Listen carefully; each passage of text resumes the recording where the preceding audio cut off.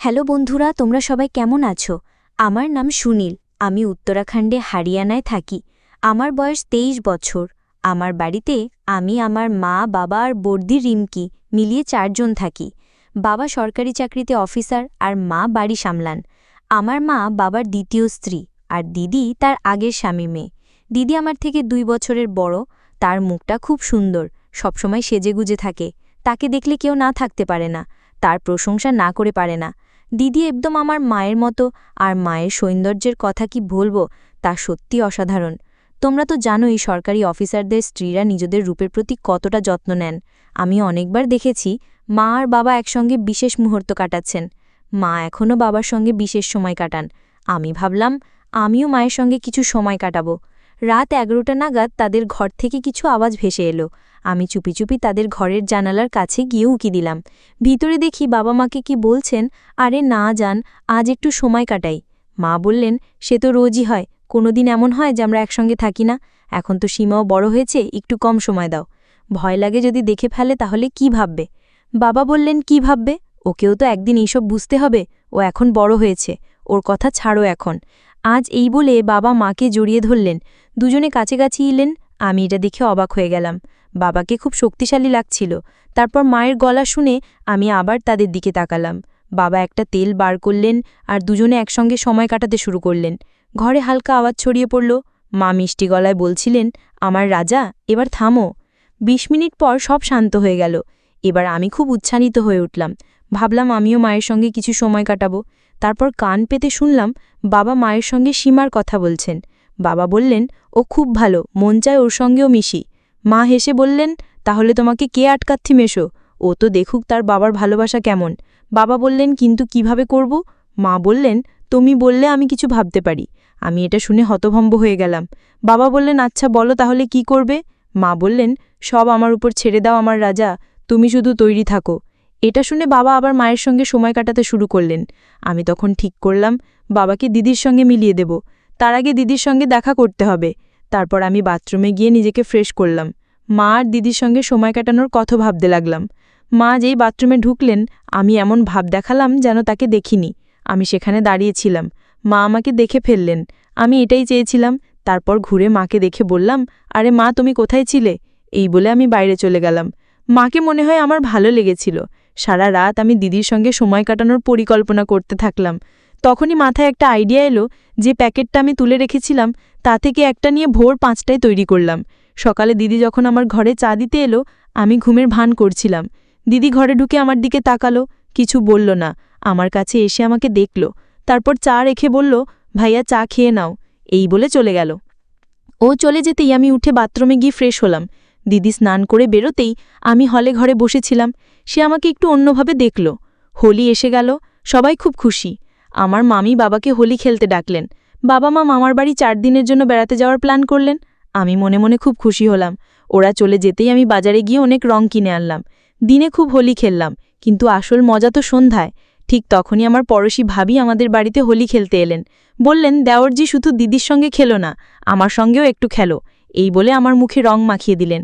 তারপর রং লাগাতে লাগাতে হালকা ছুলেন আর বললেন, দেওরজি, তুমি তো বেশ শক্তিশালী, দিদিকেও রং লাগাও। দিদি শুনে লজ্জা পেল। ভাবি মুহূর্তটা হালকা করে দিলেন। আমি বললাম, ভাবি, এবার রং লাগানোর পালা। আমি ঘরে গিয়ে 1 বালতি রং মিশিয়ে নিয়ে এলাম। ভাবি বললেন, দেওরজি, এটা তো ঠিক না, দিদিকে রং লাগাওনি আর আমার জন্য এত রং। তখনই দিদি বালতিটা ভাবির উপর ওপর করে দিল। ভাবি বললেন, আরে দিদি, এখন কোথায় যাচ্ছ? আমার পালাও বাকি। তারপর আমার হাত থেকে রং নিয়ে দিদির গায়ে লাগাতে শুরু করলেন। কিছুক্ষণের মধ্যে দিদিকে লাল করে দিলেন। ভাবি বললেন, আমার রানী, তুমি খুব সুন্দর, মনে হচ্ছে তোমার মজা চাই। দেওরজির সঙ্গে খেলো, খুব ভালো লাগবে। এটা শুনে আমি উৎসাহিত হয়ে দিদিকে ছুলাম। দিদি সত্যিই খুব খুশি ছিল। তারপর আমি ভাবির হাত ধরে টেনে সরালাম। দিদি বলল, ভাইজা, ওকে ধরো। আমি ভাবিকে বাটিতে ফেলে ধরলাম। দিদি ঘরে গিয়ে অনেক সবুজ রং নিয়ে এলো। বলল, ওকে ধরে রাখো ভাইজা, আজ ওকে সবুজ করে দেব। দিদি গাঢ় রং মেখে ভাবিকে রঙিন করে দিল। ভাবি খুব খুশি হয়ে বললেন, আমাদের দুজনের হয়ে গেল, কিন্তু ভাইয়া তো বেঁচে গেল। তখনই আমাকে মাটিতে ফেলে দিলেন। আমি জানি বুঝে প্রতিবাদ করলাম না, শুধু বলতে থাকলাম, আরে ভাবি, থামো। ভাবি বললেন, আমাকে সব জায়গায় রং মাখিয়ে দিয়ে নিজে বাঁচতে চাইছ? এই বলে দিদিকে আমার গায়ে রং লাগাতে বললেন। দিদি আমার মুখে রং মাখালো। ভাবি বললেন, আরে দিদি, আরও রং লাগাও। দিদি বলল, আমার লজ্জা করছে। ভাবি বললেন, তাহলে ধরো, আমি লাগিয়ে দিচ্ছি। দিদি আমাকে ধরল আর ভাবি আমাকে পুরো রঙে ভরিয়ে দিলেন। বললেন, দেখো দিদি, তোমার ভাই কত মজা পাচ্ছে, এবার খেলো, ওকেও একটু মজা দাও। ভাবি আরও রং মাখালেন। দিদি দেখে লজ্জা পেল। তারপর ভাবি হোলি খেলে চলে গেলেন। এখন আমার শুধু দিদির সঙ্গে সময় কাটানো বাকি, যার জন্য আমি সকাল থেকে অপেক্ষা করছিলাম। আমি গোসল করতে গেলাম আর সুযোগ পেয়ে দিদিকে ডাকলাম। দিদি বলল, কি হলো? আমি বললাম, পিঠটা একটু পরিষ্কার করে দাও, অনেক রং লেগে আছে। দিদি আমার পিঠে রং তুলতে লাগলো। আমি বললাম, ভাবি তো খুব গাঢ় রং মাখিয়েছে, সহজে যাবে না। দিদি বলল, তোমারটা তো যাবে, আমারটা কিভাবে যাবে? মাও তো নেই যে পরিষ্কার করে দেবে। আমি বললাম, তুমি আমাকে না ধরলে হয়তো আমার লাগতো না, আর তুমি তো সব দেখেও ফেলেছ। দিদি বলল, আমি কি করব, ভাবি তো বলল। তবে তুমি তোমার বন্ধুদের বলো না যে আমি সব দেখেছি। আমি বললাম, না, বলবো না। কিন্তু তুমি কবে দেখলে? দিদি বলল, সেদিন ঘরে চা দিতে গিয়েছিলাম তখন। আমি মনে মনে হাসলাম। দিদি বলতে লাগলো, আজ ভাবি রং মাখাচ্ছিল, তখনও দেখলাম, আমার খুব ভালো লাগলো। এই বলে দিদি আমাকে জড়িয়ে ধরল। আমার রাজা ভাইয়া, আমি তো কবে থেকে তোমার সঙ্গে ভালো করে মিশতে চাইছিলাম। আমি নিজেকে শান্ত করলাম। গোসলের পর দিদি বলল, ভাইয়া মায়ের ঘরে চলো না। আমরা মায়ের ঘরে গেলাম। আমি দিদির সঙ্গে মিলতে শুরু করলাম। দিদি বলল, ভাইয়া আজ কেউ নেই আমার সঙ্গে, খুব হোলি খেলো, আমাকে খুশি করো। আমি বললাম, হ্যাঁ আমার বোন, এখনই খেলি। দিদি বলল, ভাইজান নিচে মায়ের তেল রাখা আছে, লাগিয়ে দাও, সুবিধা হবে। আমি বিছানা থেকে সেই পলিথিনটা তুলে রং লাগালাম। তারপর ২০ মিনিট ধরে হোলি খেলে আমার সব ক্লান্তি দিদির সঙ্গে ভাগ করে নিলাম। দিদি খুব খুশি হয়ে বলল, রিল্যাক্স হয়েছ ভাইয়া, তুমি সত্যিই অসাধারণ, তোমার বউয়ের তো মজাই হবে। আমি বললাম, তুমি তো আছো দিদি, তাহলে বউয়ের কি দরকার? দিদি বলল, আচ্ছা, কিন্তু আমি তো বাড়িতে রোজ থাকতে পারবো না। আমি বললাম, তাহলে তোমার সঙ্গে না মিশে আমি কিভাবে থাকব? দিদি, একটা কাজ করো, তুমি আমাকে মায়ের সঙ্গে মিলিয়ে দাও, তাহলে কোনো সমস্যা হবে না। দিদি বলল, কিন্তু এটা কিভাবে হবে? আমি বললাম, তুমি ভেবে দেখো দিদি।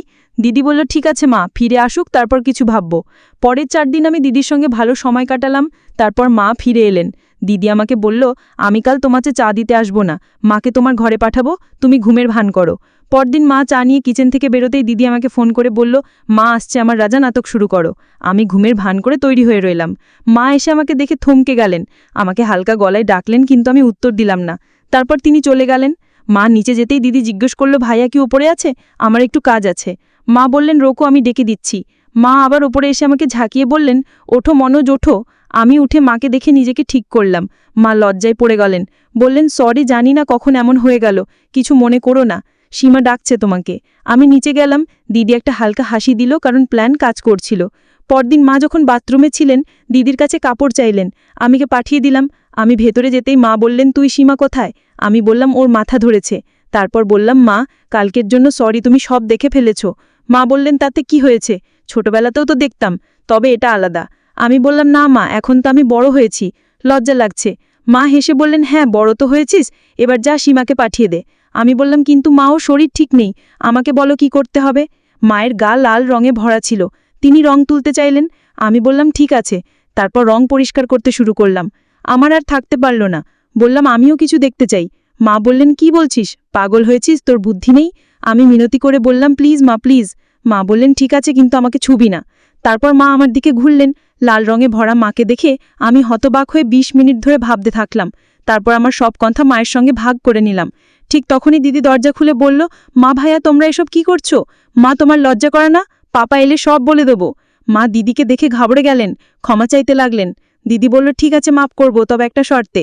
মা বললেন, কি শর্ত? দিদি বলল, আমাকেও ভাইয়ার সঙ্গে সময় চাই। তুমি একা দুজনের সঙ্গে সময় কাটাচ্ছ, আর আমি একজনকেও পাচ্ছি না। মা তৎক্ষণাৎ রাজি হয়ে গেলেন। আমি তখনই দিদিকে জড়িয়ে ধরলাম। আমার সব খুশি দিদির সঙ্গে ভাগ করে নিলাম।